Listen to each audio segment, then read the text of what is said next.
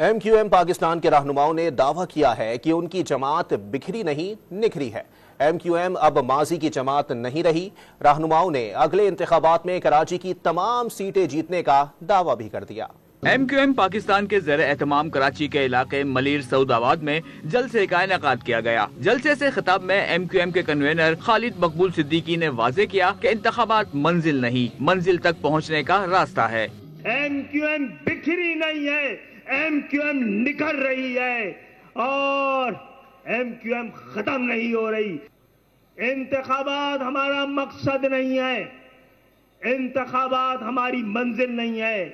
ہاں، منزل تک پہنچنے کا راستہ ضرور ہو سکتا ہے۔ فاروق ستار نے ملیر سمیت کراچی بھر سے تمام سیٹیں جیتنے کا یقین ظاہر کر دیا۔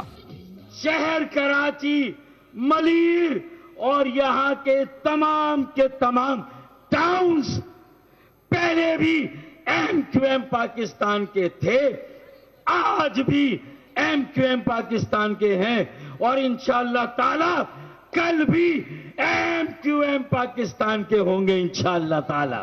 مصطفیٰ کمال کا کہنا تھا کہ یہ ماضی کی ایم کیو ایم نہیں۔ ایک ہڑتال کی کال نہیں دی ہے، ایک لڑکا لاپتہ نہیں کروایا، ایک گاڑی نہیں جلوائی، کسی نریندر مودی کو آواز نہیں لگائی، 73 لاکھ لوگ بازیاب کرائے۔ یہ ایم کیو ایم ہے۔ ایم کیو ایم رہنماؤں نے پیپلز پارٹی پر بھی تنقید کی اور کہا کہ کراچی کی تباہی ایک دن میں نہیں ہوئی، پچھلے 15 برسوں میں شہر کو ایک قطرہ پانی نہیں دیا گیا۔